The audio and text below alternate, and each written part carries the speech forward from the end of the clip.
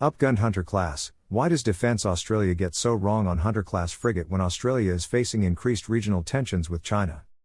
The government's rationale for a separate study by retired U.S. Navy Admiral William Hallerides, which was delivered in September, is that Australia's decision to acquire nuclear-powered submarines means that the balance of the anti-submarine warfare parts of the surface fleet might need to be altered. Policy vacuum. Driven largely by the continued expansion of Beijing's already formidable naval forces, coupled with the rising capability of emerging powers throughout the Indo-Pacific, the relative power and capability of the Royal Australian Navy's surface fleet has been called into question. Front and center for these concerns is the declining number of missile cells and the firepower the Royal Australian Navy can bear at any given time. This reality has drawn the attention of many strategic policy analysts and thought leaders at Global Defence Corp and as the nation grapples with how best to equip the Navy. Detailing this truly terrifying state of naval firepower, former Chief of Navy, Vice Admiral retired David Shackleton, explains, in 1995, the Royal Australian Navy possessed 368 missile cells on its major surface combatants. By 2020, that had reduced to 208, a 43% reduction in firepower. It will take until 2045 for the Navy to get back up to its 1995 capacity.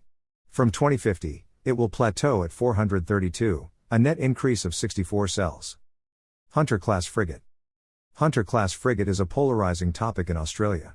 It was always anticipated that the Royal Australian Navy could change the specification compared to the British Royal Navy's Type 26 design, which would add about 500 tons to the ship, mainly because of a different radar suite made by Canberra-based CEA and a US Aegis Combat Management System.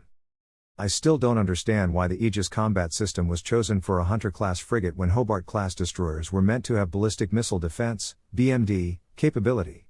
The Hunter-class frigates were intended to be anti-submarine warfare frigates with surface-to-surface and anti-air capability. Considering the cost blowout, it is highly likely the government will cut back on the order and contract for between 3 and 6 of them.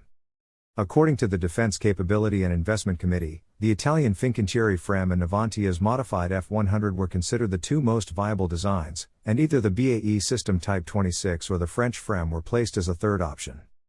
The question I have to raise is, what on earth BAE Systems Type 26 global combat ship was chosen when it was third place among 3 options? To cancel the contract now would be a drastic move, especially since project expenditure is already more than $3 billion. BAE Systems would probably be entitled to sue for the balance of $6.16 billion for the design and modification contract. French naval group already took billions of Australian dollars for delivering nothing for the Barracuda-class submarine. Upgunned evolved Hunter-class frigate. On the opening day of the Indo-Pacific exhibition in Sydney, BAE Systems Australia offered an up-armed, evolved version of the Hunter-class frigate to the Royal Australian Navy to rapidly increase the firepower of the surface fleet. Craig Lockhart, Managing Director at BAE Systems Australia, described the proposal as the closest thing to off-the-shelf available to Australia.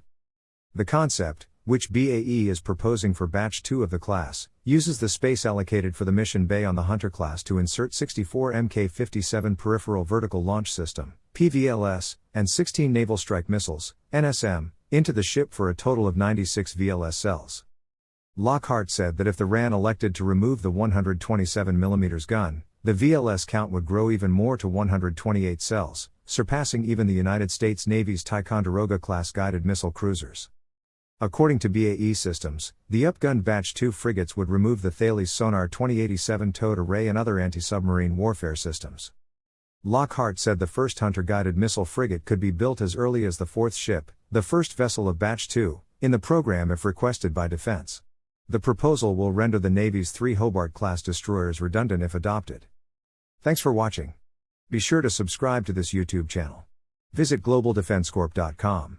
Follow us on YouTube, Twitter, Facebook, Instagram and TikTok.